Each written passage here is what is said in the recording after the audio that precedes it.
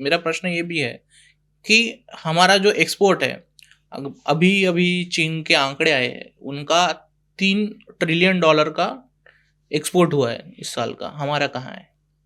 हम लोग तो 1 ट्रिलियन भी नहीं पहुंचे। यही। हम तो हम अपना तो ट्रेड डेफिसिट चल रहा है एक्चुअली। हम तो जितना इंपोर्ट करते हैं, इंपोर्ट ज़्यादा करते हैं, एक्सपोर्ट कम करते हैं। जी। हमको तो 1 ट्रिलियन तक भी पहुंचना है। अपनी $4.25 ट्रिलियन की इकोनॉमी है, लेकिन उसमें से अभी हम बहुत पीछे हैं। परंतु अब कैसा हो गया है, अब 2014 में देखेंगे तो जो नंबर उस समय पर स्टार्टअप के थे, उस समय पर जो यूनिकॉर्न के नंबर थे, वो देखो और आज की स्थिति देखो, तो ज़मीन आसमान का फ़र्क पड़ गया है। तो धीमे धीमे ये सिस्टम जो है वो ठीक से चलना शुरू हो जाएगी। स्टार्टअप इंडिया बहुत अच्छे से चल पड़ा है और कई नौजवान लोग आ रहे हैं एआई के अंदर। भारत को, भारत वाले नहीं लेकिन विश्व के बड़े अच्छे निष्णात लोग कह रहे हैं भारत जो है वो एआई की कैपिटल होने वाली है। हाँ, एआई की कैपिटल होने वाली है, परंतु अभी चैट जीपीटी काफ़ी आगे है। डीपसीक ने आते ही एनवीडिया के स्टॉक गिरा दिए, नैस्डैक गिर गया। भारत में जब आएगा तो भारत एक हाथी है, भारत जब हिलता है तो दुनिया हिलने लगती है, ये सच है। और लेकिन अभी हम कहाँ हैं इस लेवल पे? हम चैट जीपीटी के मुकाबले कहाँ हैं, एआई के मुकाबले कहाँ हैं? इतनी लंबी इंडस्ट्री होने, इतनी बड़ी इंडस्ट्री होगी कि इंफॉर्मेशन के लिए, मेरे ख्याल से इंफॉर्मेशन के लिए किसी आदमी की जरूरत नहीं होगी भविष्य में। जी जी, एआई और एआई ही होगा।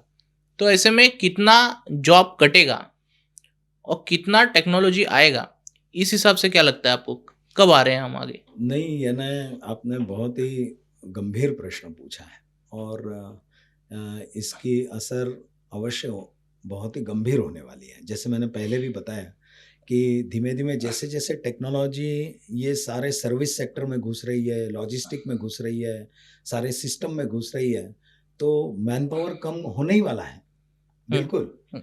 लेकिन ऐसे समय पर भारत को आज के दिन में आवश्यकता है कि अपना जो युवा पावर है इसको इतना सक्षम करें। जैसे मैंने पहले भी बताया कि हम अपने युवाओं को एक्सपोर्ट के लिए तैयार ही नहीं कर रहे हैं। मैं अच्छा। बीच में एक ज़िले में गया था, उनके डिस्ट्रिक्ट इंडस्ट्री सेंटर में गया था।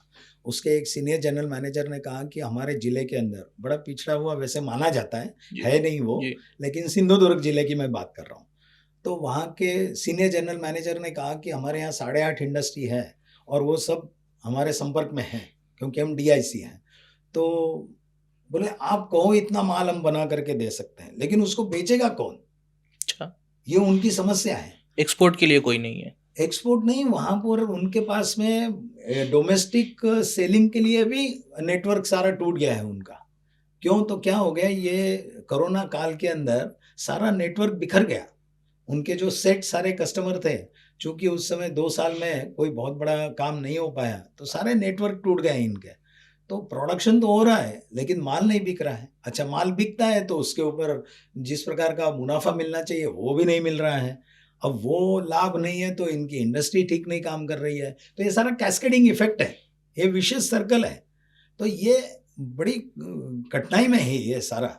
और एआई के कारण तो जैसे मैंने बताया कि logistic will be the most hampered and most affected area, जहाँ पर बहुत बड़ी मार पड़ने वाली है। अब तो आपके पास में ऑटोमेटिक कार आ गई है। आपको तो खाली जा कर के बताना है मुझे किस जगह पर जाना है, बस डेस्टिनेशन डाल दो, गाड़ी अपने आप लेकर के जा रही है। ना कहीं एक्सीडेंट हो सकता है ना कुछ, क्योंकि सारी जो है वो ऑटोमेटिक गाड़ियाँ हैं। तो अब तो ड्राइवर की भी ज़रूरत नहीं पड़ेगी। आने वाले डाउन द लाइन 6-7 साल के अंदर आप देख रहे हो मतलब कि ये स्थिति खड़े होने वाली है। कितना बड़ा मैन पावर जो है वो बेकार हो जाएगा। क्या करेंगे इसका? तो परिस्थिति बड़ी नाजुक है और जैसे-जैसे ये एआई आगे बढ़ेगा, वैसे-वैसे और भी बहुत सारे कट होते जाएँगे। अब आज हम यहाँ इंटरव्यू कर रहे हैं, जी। शायद 4 साल के बाद में आपको मुझे यहाँ बुलाने की भी ज़रूरत नहीं जी। पड़ेगी। जी। जी, बिल्कुल। और हम बहुत ही एक ही जगह पर बैठ के बात कर रहे हैं, इस प्रकार से होना शुरू हो जाएगा। अभी भी कुछ वीआर वगैरह वर्चुअल रियलिटी में हो रहा है। हो ही रहा है, हो ही रहा है। यस। प्रश्न अभी ऐसा है कि हमारे देश में अंतर्गत कलह भी है, ऐसा नहीं है। जैसे कि हमारे पास आयुर्वेद की शाखा बहुत बड़ी है, आयुर्वेद भी है और एलोपैथी भी है। तो इन दोनों के बीच में भी अंतर्गत कलह है। हालाँकि हमारी फार्मास्यूटिकल इंडस्ट्री काफ़ी अच्छी काम कर रही है, एपीआईज़ अच्छे आने लग गए, एक्टिव फार्मास्यूटिकल इंग्रेडिएंट्स वगैरह बनने लग गए। फिर ये दोनों इंडस्ट्रीज़ के बीच का जो संघर्ष है, इससे हमारे अभी आयुर्वेद हमारे देश का स्वभाव है, सो है। ऐसे में हम कैसे निपटेंगे इन चीज़ों से? क्योंकि एलोपैथी बिल्कुल ही उपयोग की नहीं है, ये सवाल भी है, ये प्रश्न भी है, और आयुर्वेद को हम छोड़ नहीं सकते। बिल्कुल सही बात है। ऐसा है कि कुछ जो नई तकनीकें आई है सर्जरी के अंदर मुख्यतः, तो जो एडवांस टेक्नोलॉजी उन्होंने लाई है, सारी रोबोटिक सर्जरी हो रही है, तो इस कारण से उसका एक अपना महत्व है और उसकी उपयोगिता है, जी। तो उसको नकारा नहीं जा सकता। लेकिन जितना भी मूल रूप से जो जिसको आधारभूत ऐसे सिद्धांत बोलते हैं, ऐसे जो आयुर्वेद ने बताया हुआ है, जैसे विरुद्ध आहार वाला, ये एक विषय है। अब वो हम अपने घर पर तो दादी माँ रहती थी, वो सिखाती थी, वो बताती थी कि भाई इसके साथ में दूध के साथ में कभी दही ना लेना। जी, जी। तो ये सादी-सादी बात भी यदि हमारे यहाँ घर में पता नहीं होगी तो तकलीफ होगी। एक सादा उदाहरण मैं आपको बताता हूँ। हम सुबह में उठ कर के पेपर में पढ़ते हैं कैंसर के इतने सारे पेशेंट बढ़ गए और ये सब। शुरुआत कहाँ से होती है? ट्यूमर से। ट्यूमर से होती है। लेकिन वो ट्यूमर आता कहाँ से? अब वो आता है यहाँ से कि दिन की शुरुआत हम करते हैं टूथपेस्ट से। आप कोई भी टूथपेस्ट पे देखिए, उसके कंटेंट पे पढ़िए, तो उसमें सोडियम लॉरेल सल्फेट, ये एक कंपोनेंट उसके अंदर होता है, ये एक पदार्थ उसके अंदर होता है, ये सरफेक्टेंट है। तो इसका उपयोग उसके अंदर होता है। केवल पतंजलि के इसके अंदर जो है वो ये सोडियम लॉरेल सल्फेट जो मैंने बताया SLS, वो उसमें नहीं होता है। अब ये सोडियम लॉरेल सल्फेट जो है वो कैंसर को कॉजिंग है, कैंसर कॉजिंग कंपोनेंट है, इंग्रेडिएंट है। अब हम बताते ही नहीं है, अपने बच्चों को नहीं बताते हैं, अपने को पता नहीं है, जब माँ बाप को ही नहीं पता है तो बच्चों को कैसे पता चलेगा? तो वहाँ से शुरुआत हो रही है और फिर वो बढ़ता जाता है और फिर एक आप प्लास्टिक के बोतल से पानी पी रहे हैं, तो वहाँ से भी कैंसर आ ही रहा है। बाहर का खा रहे हैं, बाहर के कलर वाला खाना खा रहे हैं, तो कलर में क्या है? ऐसे ही सारे इंग्रेडिएंट है जो अपने शरीर में कैंसर के पेशियों को बढ़ावा देने वाले हैं। सोशल मीडिया का ये इतना बड़ा ज़माना है, इसमें स्वदेशी ने ये हम कैसे बताएँगे कि इसमें ये इंग्रेडिएंट है, हमें ये खाना नहीं चाहिए, इसे हमें कंज़्यूम नहीं करना चाहिए, और ख़ासकर विदेशी कंपनियों में ये बहुत बड़ी मात्रा में पाए जाते हैं। बिल्कुल। चाइना से आने वाले टॉयज़ में कार्सिनोजेंस देखे गए थे। यस। तो ऐसे हम कब लोगों तक कैसे पहुँचाएँगे कि ये नहीं हमें कंज़्यूम करने चाहिए, कि हमारे जो प्रोडक्ट्स है, सर्टेन प्रोडक्ट्स, लोगों में विश्वास कैसे पैदा करेंगे? पतंजलि ने काफ़ी झेला है इसके बाद में। उन्होंने हालाँकि उनके प्रोडक्ट्स पर लोगों का विश्वास है, काफ़ी विश्वास है, जी। परंतु उस विश्वास के लिए उन्हें भुगतना भी पड़ा है। बिल्कुल, बिल्कुल। कोरोना के समय ही देखिए, उन्होंने इतना सस्ता इलाज बता दिया। मैंने स्वयं ने इलाज किया है, मुझे 2 बार हुआ था, पर दोनों बार मैंने केवल पतंजलि ने जो रास्ता बताया उसी को अपनाया। मैं एलोपैथी के चक्कर में पड़ा नहीं। मैं कोई 12, 15, 25 लाख रुपए खर्चा करके किसी हॉस्पिटल में गया नहीं। उन्होंने बताया था 160 रुपए की ये पूरी किट है, ये वापरो, आपका ठीक हो जाएगा। पूरी श्रद्धा रखते हुए मैंने वो किया और ठीक हो गया मैं। तो कैसा है कि इसका व्यापक जन जागरण ये करने की आवश्यकता है और वही स्वदेशी जागरण मंच यही करता है। व्यापक जन जागरण करना, बार-बार करना पड़ेगा। कुछ बातें बार-बार बतानी पड़ती है, यानी कितनी बार-बार बतानी पड़ती है? तो एक श्री कृष्ण थे और एक अर्जुन था।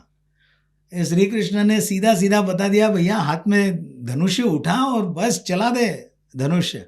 लेकिन नहीं श्री कृष्ण के ध्यान में आया, 700 श्लोक बताने पड़े।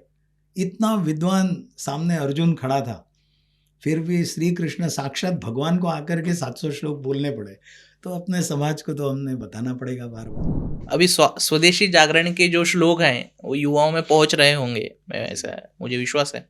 तो ऐसे युवाओं का रिजल्ट क्या आ रहा है? तो भी क्या रिजल्ट होगा? स्वदेशी के जो युवाओं के पास जाकर उन्हें जो समझाया जा रहा है, चाहे उद्योगों के बारे में हो, चाहे स्वदेशी वस्तुओं के बारे में हो, तो उसका क्या रिजल्ट है तब भी? क्या होता है कि जब हम किसी भी विषय को विज्ञान के आधार पर समझाते हैं, जी। तो वो आज के नौजवान को जल्दी गले उतरता है। हुँ। केवल भावनात्मक पक्ष बता करके ठीक है, वो सुनता है, उसको थोड़े समय के लिए दर्द होता है, अरे ऐसा नहीं होना चाहिए था। लेकिन जैसे ही हम उसको साइंस के आधार पर उसको बताते हैं, जैसे मैंने अभी बताया, हुँ, हुँ, हुँ। Sodium lauryl sulphate. अब क्या है, कहीं किसी के पास जाओ, कोलगेट देखा, उसके ऊपर का इंग्रेडिएंट पढ़ा, उसके अंदर पहला ही नाम लिखा हुआ है, सोडियम लॉरेल सल्फेट लिखा हुआ है, तो पता लगेगा। अच्छा, मैंने बोला हुआ उसको रिकन्फर्म करना है क्या, गूगल कर लिया, आप पढ़ो उसके अंदर, उसमें दिया हुआ है ये। तो क्या है, तरुण को आप लॉजिकल बात करो, तो किसी भी युग का तरुण जो है वो उच्छृंखल नहीं होता है, वो आपकी बात मानेगा नहीं, ऐसा नहीं होता है। उसको ठीक से बताने वाला उनकी कमी है। अब बताने वाले ठीक हो रहे हैं धीमे धीमे, तो सुनने वाले भी ठीक हो जाएंगे। यही हमें, अगर हम ऐसे ही पतंजलि से ही मुझे ये प्रश्न याद आया जी। कि बाहर के देश की कुछ ऐसी कंपनियां हैं जो नोटोरियसली काम करती हैं। सिर्फ कंपनियां हैं, रिसर्च ऑर्गेनाइजेशंस है जो हमें रेट करती हैं कि ऐसा है, इस देश में ये कंपनी इस प्रकार से काम कर रही है, फिर चाहे जो आरोप है लगाना। और भारत में एक्सटर्नल वैलिडेशन का जो रोग है, उससे हम बच नहीं पा रहे हैं। तो एक्सटर्नल वैलिडेशन के रोग से हम इतने ग्रस्त हैं कि हम अपने ही देश के उद्योजकों पे, हमारी देश के उद्योगपति पे विश्वास नहीं रखते, वो कितने प्रामाणिकता से कमा रहे। हो सकता है कि बहुत से उद्योगपतियों ने कुछ किया हो जिसके कारण वो आज वहाँ है, पर हर उद्योगपति और हर उद्योजक ये काम करे ऐसा जरूरी नहीं है। बिल्कुल। और बाहर की देश के लोगों को हमारा ये एटीट्यूड तो समझ आ गया है कि हमें एक्सटर्नल वैलिडेशन की आदत है। बिल्कुल। तो हम इससे कैसे बचें कि ऐसे रिसर्च, ऐसे क्या कहते हैं, ऐसे रिसर्च पेपर निकले कि ये कंपनी ऐसे ऐसे धांधली कर रही है और भारत के लोग उस पर विश्वास करें। भारत के स्टॉक मार्केट ने काफ़ी ये देखा है उसका परिणाम। बिल्कुल, बिल्कुल। नहीं, बिल्कुल सही बात है। ये रेटिंग का तो एक बहुत बड़ा षड्यंत्र पूरे विश्व भर में चल रहा है, जी। और उसमें एकाधिकार चलता है अमेरिका का, हम सब जानते हैं। जी। वो किसी भी प्रकार का प्रोडक्ट आप ले लीजिए, उसके ऊपर जब तक अमेरिका का कोई ना कोई सिक्का न हो, तब तक उसको मान्यता मिलती ही नहीं है। जी। एक तो क्या है, सभी लोगों को जैसे हलाल सर्टिफ़िकेट चलता है, वो हाँ। एक अलग विषय पूरा है, पूरा अलग परंतु विषय। फिर भी एक ऐसे टेंजेंट मैं उसका खाली स्पर्श कर रहा हूँ उस विषय को। तो ये हलाल सर्टिफ़िकेट क्या है? तो आप हलाल सर्टिफ़िकेट ले लोगे तो आपका माल जो है वो सारे मुस्लिम देशों के अंदर बिकना शुरू हो जाएगा। जी। बस इतना ही एक आकर्षण रहता है, और इस कारण से लोग हलाल सर्टिफ़िकेट ले रहे हैं। लेकिन उसके पीछे हर साल चुकाई जाने वाली जो फ़ीस है, वो इतनी ज़्यादा है, और वो किसके जेब से जा रहा है? वो आपके और मेरे जेब से जा रहा है। वैसे ही ये सारी जो इंटरनेशनल इस प्रकार के मान्यता, जो रेटिंग लेने वाली जो बातें हैं, ये सब इसी प्रकार से लोगों के पास से पैसा ऐंठने वाली बात है। वैसे ही आईपीआर का विषय चलता है, इंटेलिजेंट प्रॉपर्टी राइट्स। राइट्स का जो विषय चलता है, वो ऐसा ही है। अमेरिका की पूरी कुल मिलाकर के जितनी जीडीपी है, जो कुछ उनकी इकोनॉमी है, उसमें से 1/3 इकोनॉमी तो केवल आईपीआर पे चलती है। $8 ट्रिलियन इतना पैसा कमाते हैं केवल आईपीआर के बेसिस पर। और आज हमारी क्या स्थिति है? थोड़ा कंपैरिजन तो करना पड़ेगा ये।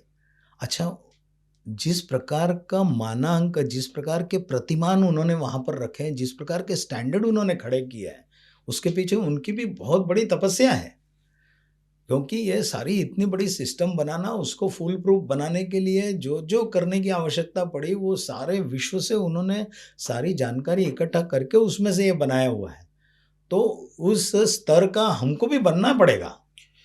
मतलब उसके ये लिए हमें भी, भावनात्मक नहीं है। मतलब माफ कीजिए मैं जी, रोकता हूँ, इसके लिए हमें भी उतनी रिसर्च करनी पड़ेगी। करनी पड़ेगी, और बिल्कुल। अभी तो सरकार ने सभी रिसर्च सबके लिए खोली हो, इसके लिए प्लेटफॉर्म निर्माण किया है। जी, ओ अभी उस पे काफी काम चल रहा है, पर इतनी रिसर्च के लिए उतना पैसा भी लगेगा। पैसा लगेगा। और आज बड़ा आनंद का विषय, 4 दिन पहले ही अपना 1 तारीख को जो है वो अर्थसंकल्प आया है। जी। और उसका यदि विश्लेषण देखते हैं तो उसमें ध्यान में आता है कि सरकार बहुत सकारात्मक रूप से इस अनुसंधान के विषय के अंदर केवल मतलब हमको तो सामने सामने क्या दिखाई देता है, डीआरडीओ के लिए इतना पैसा जो है वो रिसर्च में लगा दिया हुँ, और इस कारण से अभी हम पूरे विश्व के अंदर ऐसे बड़े वो निर्यातकार वगैरह हो गए, ऐसा दिखाई देता है। लेकिन अनेक विषयों पर सरकार द्वारा काम चल रहा है, वो उसके अंदर पैसा इन्वेस्ट भी कर रहे हैं और ये कुछ बातें जो है वो माइक पर बोलने वाली बातें नहीं होती है। कुछ शांत चित्त से भी की जा सकती है और वो चल रही है। और चूँकि मैं उस इंडस्ट्री में हूँ, तो मुझे पता है कि किस प्रकार से, कहाँ पर, किस प्रकार से आर्थिक मदद मिल रही है लोगों को और अच्छे जो बड़े टैलेंटेड ऐसे लोग हैं, उनके रिसर्च को बहुत मदद करने के लिए सरकार तैयार बैठी हुई है। और पहले जितने आईआईटी थे, जितने आईआईएम थे, जितने एम्स थे, आप देखो उसकी संख्या में कितनी 3 गुना बढ़ोतरी हो गई है।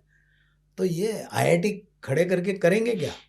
हाँ, तो हाँ। यही है, सारे टैलेंट को बाहर लाना, उसको विदेश में जाने से रोकना, ब्रेन ड्रेन नहीं, अब तो ब्रेन गेन की बात चल रही है। अब तो वहाँ से लोग इधर आने चाहिए और आ रहे हैं और आने वाले हैं, क्योंकि हम यहाँ का स्तर भी ऐसा ऊपर लेकर के जाएँगे कि लोग आएँगे यहाँ पर। वो जब देखते हैं कि अरे केवल 550 करोड़ के अंदर वो काम कर दिया जो अमेरिका वाले 5000 करोड़ रुपए में कर पाए, तो उनको कुछ ना कुछ तो इसके अंदर दिखता होगा ना? जी, जी। मेरा एक और सवाल ये है जी। कि हम एकदम सकारात्मक रूप में आगे बढ़ रहे हैं और जी। इसी सकारात्मकता के साथ हम आगे सोचते हैं कि उद्योगों की निर्मिती शुरू होगी, बड़े-बड़े उद्योग शुरू होंगे। बड़े उद्योगों के साथ में बड़ी ज़रूरतें भी आएँगी, उसमें आएगी एनर्जी। भारत में जिस प्रकार से प्रदूषण का एक स्तर रहा है, विदेशों से हम पर पहले ही पॉल्यूशन टैरिफ नाम का एक अलग सा ये चल रहा है। एक जगह पे वो पॉल्यूशन टैरिफ हम थोड़ा विचार रखते हैं, फिर भी हम अंतर्गत भारत में जो पॉल्यूशन का स्तर बढ़ा है, तो हम क्या करेंगे? जो सस्टेनेबल एनर्जी जो हम डेवलप कर रहे हैं, वो क्या पर्याप्त होगी? अभी पर्याप्त नहीं है, ऐसा मैं ज़रा एक थोड़ा-सा साहसिक कथन कर रहा हूँ यहाँ पर, जी। परंतु वो वास्तविकता भी है। पर अब उसमें एक बहुत ही सकारात्मक बात ये है कि अब अपनी जो सस्टेनेबल एनर्जी है, जो सोलर एनर्जी है, उसका हमने 100 गीगावाट का जो अपना पहला लक्ष्य था, वो हमने प्राप्त कर लिया है। अब आगे का बेंचमार्क तय हो गया है, 500 गीगावाट हमको करना है। एक समय ऐसा आएगा डाउन द लाइन 10 साल यानी 2030 का हमारे सामने लक्ष्य रखा हुआ है आदरणीय प्रधानमंत्री जी ने, कि तब हम भारत से पावर एक्सपोर्ट करने की स्थिति में आज भी कर रहे हैं। आजू-बाजू के सब देश तो हमसे लेते ही है, भूटान लेता है, यहाँ बांग्लादेश, बांग्लादेश लेता है, श्रीलंका। श्रीलंका लेता है, तो ये सबको तो हम कर ही रहे हैं। लेकिन ऐसी स्थिति में आ जाएँगे कि दुनिया से किसी ने माँगा तो हम देने की स्थिति में आ जाएँगे। 500 गीगावाट की हम बात कर रहे हैं और इतना पोटेंशियल भारत में है कि हम उतना जो है वो सस्टेनेबल एनर्जी वाला ऐसा हम प्रोड्यूस कर सकेंगे। जी, ये भी एक सकारात्मक पॉइंट रहा कि हम आने जी, वाले समय में ये करेंगे। जी, लेकिन उसका भी एक बिज़नेस तैयार होगा। उसके जी, पीछे भी सस्टेनेबल एनर्जी के पीछे आप खुद सस्टेनेबल एनर्जी के जी, क्षेत्र में काम करते हैं। हुँ, परंतु उसका जो रॉ मटेरियल है, अब रॉ मटेरियल पे आते हैं। उसका रॉ जी, मटेरियल हम आज भी बाहर के देशों से मँगवा रहे हैं। उसका क्या करेंगे? बराबर है। नहीं, अभी उसके अंदर भी बहुत सारा अनुसंधान हुआ है। पहले जैसे ये जो सोलर के सेल आते थे, हाँ, सिलिकॉन। हाँ, तो जो बोरोसिलिकेट जो रहता है उसका जो मेन यस, मटेरियल यस, है, यस। जिसके ऊपर सूर्य की प्रकाश किरणें पड़ती है और वहाँ से वो एक्टिवेट होते हैं और वहाँ से इलेक्ट्रिसिटी जनरेट होती है। जी। तो ये बोरोसिलिकेट केवल चाइना में बहुत विपुल प्रमाण में मिलता था। तो इसके लिए सारे वहीं से बन कर के आते थे और हम बेसिकली क्या हो गया कि पिछले 50 साल में ऐसी कुछ सरकारें आई जिन्होंने पूरे भारतीय अर्थतंत्र को है ना एक ट्रेडिंग मेंटालिटी में घुसा दिया था। कुछ नहीं, माल इनके पास से लो, इनको बेच डालो, बीच में जो 10% मिल गया बस उसमें हम खुश हैं। लेकिन अब भारत का जो उद्योजक है वो अब तैयार हो गया। अब उसको समझ में आ गया कि नहीं, इतने 10% वाला ये खेल नहीं है। तो अब उसने उसके अंदर रिसर्च किया और मुझे आपको बताते हुए आपने पढ़ा भी होगा, लेकिन उसमें रिसर्च हुआ है और अब ये सेल भी भारत में बनना शुरू हो गए हैं। और बहुत ही जल्दी हम इस विषय में पूरी तरह से आत्मनिर्भर होने जा रहे हैं, बहुत जल्दी। क्योंकि 500 गीगावाट का मटेरियल है, वो कितना होता है, मतलब हम 5 साल की जो इकोनॉमी है ना अपनी, है ना, करीब करीब नहीं तो 1000 लाख करोड़ की बात कर रहे हैं हम। जी। तो 1000 लाख करोड़ का हम इंपोर्ट थोड़ी करने बैठेंगे, हम यहाँ पर बना चुके हैं। वो अभी इलेक्ट्रिक व्हीकल शुरू हो गया है। अब जो है वो इलेक्ट्रिक व्हीकल क्या करेगा, यहाँ से इलेक्ट्रिसिटी बनेगी, उससे बैटरी चार्ज होगी और उससे व्हीकल चलने वाले हैं। धीमे धीमे बाय 2030 सारे पेट्रोल और डीजल, ये सारी गाड़ियाँ ऑब्सोलेट हो जाएंगी। बेसिकली हमारी सभी चीज़ें डेवलपिंग नेचर में है। डेवलप नेचर में अभी तो कुछ नहीं है। तो हम अभी आपके स्वदेशी जागरण मंच के माध्यम से बात करें तो युवा आपसे कैसे जुड़े? अगर युवा आपसे जुड़ता है तो किस प्रकार की उसे सुविधाएं दी जाएंगी या फिर किस प्रकार की शिक्षा उस तक पहुंचेगी? किस क्षेत्र में आपका काम सबसे ज़्यादा हुआ है कि इस क्षेत्र में उद्योजकों ने ज़्यादा भाग लिया है, इस क्षेत्र में अभी कम है, या फिर ये उम्र से एक उद्योजक मन तैयार होने शुरू होगा, हम अभी इतने जगहों पे जा चुके हैं, या फिर कुछ ऐसी स्टोरीज होंगी? तो आज क्या है कि भारत के अंदर करीब करीब 1100 यूनिवर्सिटीज़ हैं जी, और करीब करीब 55,000 सीनियर कॉलेजेस हैं। मैं जूनियर कॉलेजेस नहीं गिन रहा हूँ अभी, 55,000 कॉलेजेस हैं। ये सारे कॉलेजेस तक पहले पहुँचना ये बहुत ही आवश्यक बात है, क्योंकि अपना विचार ही जब लोगों को पता नहीं है कि हम क्या करना चाहते हैं, इसलिए माननीय प्रधानमंत्री जी से लेकर के सब लोग अभी शब्द क्या प्रयोग कर रहे हैं, विकसित भारत बनाना है। 2047 तक बन जाएगा वो। जी, इसका अर्थ हमने ये स्वीकार किया है कि अभी वो पूर्णतः विकसित नहीं है। जी, तो जो आपने कहा मैं उसी को कॉम्प्लीमेंट कर रहा हूँ कि ये अभी हम डेवलपिंग में ही है, वो होते ही जाएगा, लेकिन अब गति बढ़ी है। अब तरुणों को जब हम ये बता रहे हैं, जब हम उसको आत्मनिर्भर बनने के लिए कह रहे हैं, जब हम उसको स्वावलंबी बनने के लिए कह रहे हैं, जब हम उसको सारी इकोसिस्टम दे रहे हैं, ये सारे कॉलेजेस में जाकर के हम बता रहे हैं, तो उसके अंदर का वो स्व जागृत हो रहा है। हम जाम्बुवंत का काम कर रहे हैं कि वो जाम्बुवंत ने जैसे जाकर के हनुमान जी को बताया, अरे तेरे में इतनी ताकत पड़ी हुई है, जा लगा छलांग। और वही काम स्वदेशी जागरण मंच कर रहा है कि आप कर सकते हो, तरुणों को बताना चाहिए। और जब उसको बताते हैं कि अरे ये छोटा सा आपको ये फिनाइल बनाने के लिए क्या किसी हिंदुस्तान लीवर की ज़रूरत है क्या, प्रॉक्टर एंड गैम्बल की ज़रूरत है क्या? फिनाइल में 4 केमिकल इकट्ठा किए, उसको घोल दिया और आपका फिनाइल बन करके तैयार हो गया। 15 रुपये लीटर में बनता है, 80 रुपये लीटर में बिकता है। ये बीच का जो मार्जिन है वो सारा विदेशी कंपनियां लेकर के जा रही है। फिर भी उसके अंदर फिर से वो सवाल आ जाता है कि लॉजिस्टिक के लिए प्रॉक्टर एंड गैम्बल पैसे खर्च कर सकेगा, कोई नया तरुण नया युवा नहीं कर पाएगा ना। नहीं, हमने कुछ प्रयोग किया है। हाँ, हाँ। लखनऊ के अंदर बहुत सुनियोजित रूप से इसका प्रयोग हुआ। जी, उधर बताया है कि भाई मैंने यदि शुरू किया तो मेरा एक दायरा जो है वो एक क्षेत्र मेरा तय हो गया कि ये क्षेत्र की जो 500 बिल्डिंग है उस बिल्डिंग में मैंने बेचना। अच्छा, हाँ, तो मैं तैयार कर रहा हूँ, मेरी कैपेसिटी है रोज का 1000 लीटर बनाना, तो महीने का 30,000 लीटर बनेगा।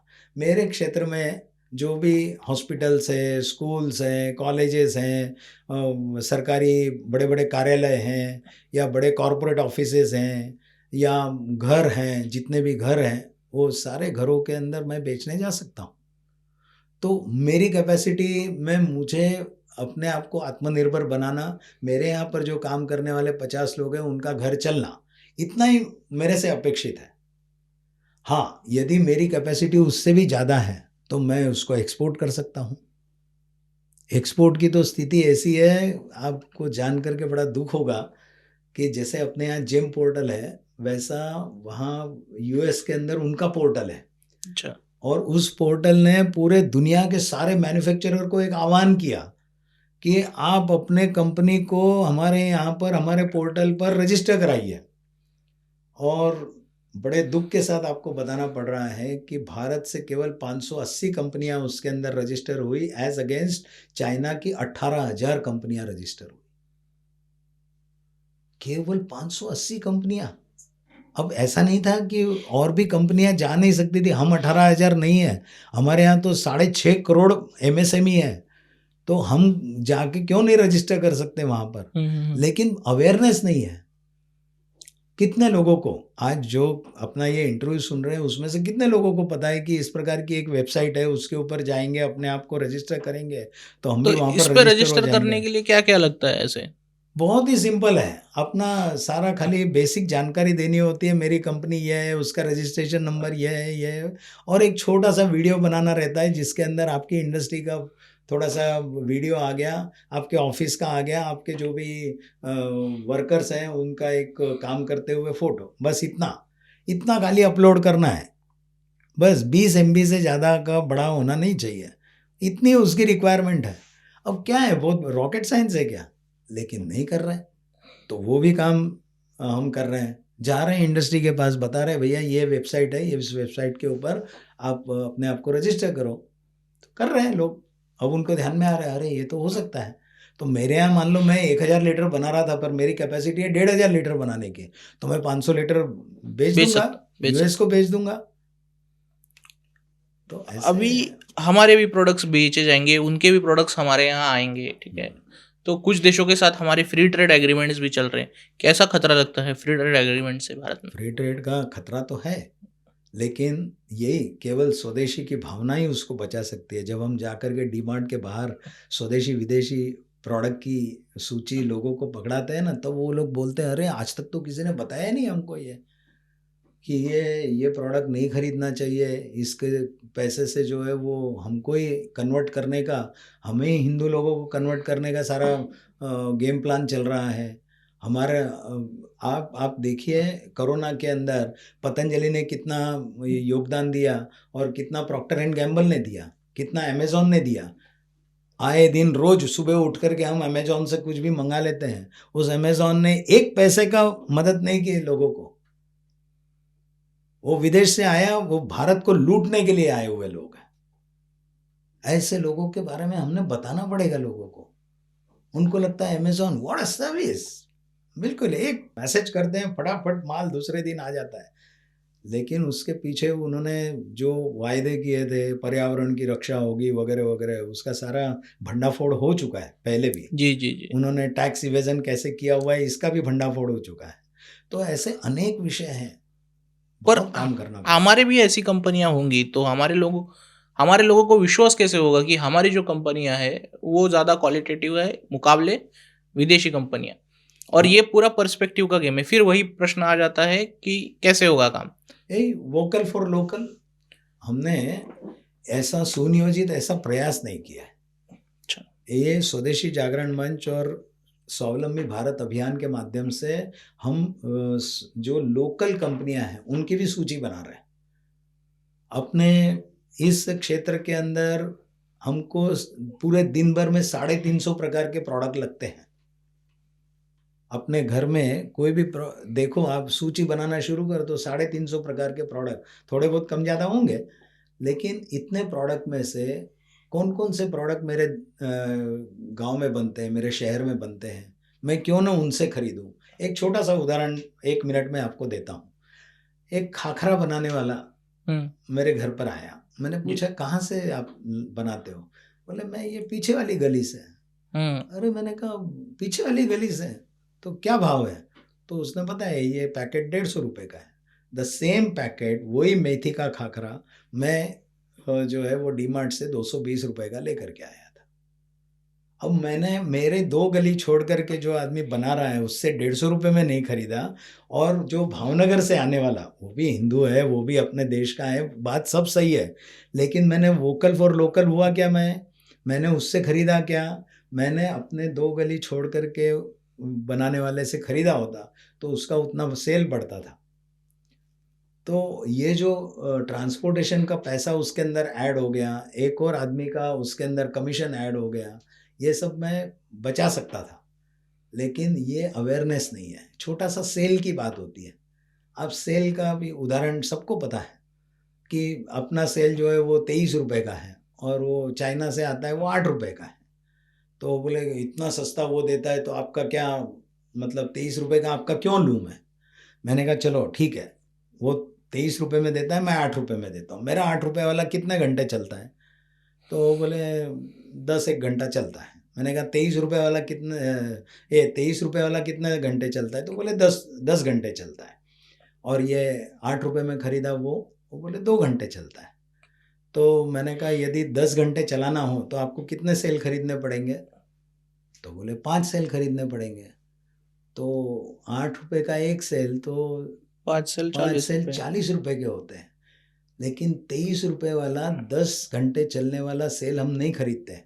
क्यों, तो उसका रैक रेट देखते हैं, उसके पैकिंग के ऊपर लिखा हुआ रेट देखते हैं, ये 23 रुपये का और ये 8 रुपये का है, नहीं चाहिए। पर एक चीज़ भी है कि जैसे कि चाइना जैसे जो देश हैं जो बहुत बड़े मार्जिन में काम करते हैं, बहुत बड़ी संख्या में प्रोडक्शन करते हैं, लाकर डंप कर देते हैं सीधा सामान। भारत की कंपनियों के जो प्रोडक्ट्स है भारतीय कंपनियों के, उनकी दाम सीधे गिर जाते हैं, उन्हें एक अलग झटका लगता है, बिजनेस को सहना पड़ता है। इसके लिए स्वदेशी जागरण का कुछ काम चल रहा है। क्या होता है कि अपनी विचारधारा के अनेक संगठन इसमें काम कर रहे हैं, जिसमें एक लघु उद्योग भारती भी है। जी तो लघु उद्योग भारती भी इसके अंदर अपना योगदान देती है, वो भी बताती है, वो भी इसके बारे में लोगों में बहुत बड़ा जागरण कर रही है। स्वदेशी जागरण मंच तो उसके तो वो जीता है, ये जी विषय जी को जीता है। परंतु लघु उद्योग भारती के माध्यम से लघु उद्योगों को भी प्रेरणा देना, उनको उनकी क्वालिटी अच्छी बनाने के लिए प्रेरित करना, और दूसरी तरफ हम सरकार की ओर भी थोड़ा सा हम जो है दबाव तैयार करते हैं। अभी आप देखेंगे एंटी डंपिंग ड्यूटी बढ़ा दी गई बड़ा है बहुत सारे विषयों के अंदर, जो है वो बहुत सारे पदार्थों पे वस्तुओं पर एंटी डंपिंग ड्यूटी बढ़ा दी है। तो सरकार अपना काम करेगी, लेकिन समाज ने अपना काम करना पड़ेगा ना, सब कुछ सरकार पे छोड़ के तो चलेगा नहीं। तो ये जो समाज में परिवर्तन लाने वाला काम है वो स्वदेशी जागरण मंच करता है। जी प्रशांत जी, आपसे बात कर बड़ा अच्छा लगा। मतलब गली से दिल्ली तक, किचन से बेडरूम तक, ये सभी बातें हुई। अच्छा लगा जानकर कि स्वदेशी जागरण मंच लोगों में ये भावना निर्माण कर रहा है कि आप में उद्योजक निर्माण करने की क्षमता है, आप में उद्योजकता का एक भाव है। देश का जो स्वभाव है उसको लेकर हम आने वाले समय में काफ़ी अच्छा सकारात्मक काम कर रहे हैं। ठीक है, हम ज़रूर मिलेंगे अगले इंटरव्यू में। आज के लिए इतना यहीं रोक देते हैं। तो बहुत ये बहुत थे धन्यवाद। जी जी नमस्कार। हमारे साथ थे प्रशांत जी। हम अगले इंटरव्यू में आप सभी से मिलेंगे। वीडियो कैसा लगा इंटरव्यू के बारे में हमें कमेंट सेक्शन में ज़रूर बताइए। न्यूज़ डंका हिंदी को सब्सक्राइब कीजिए। मिलते हैं अगले वीडियो में। नमस्कार।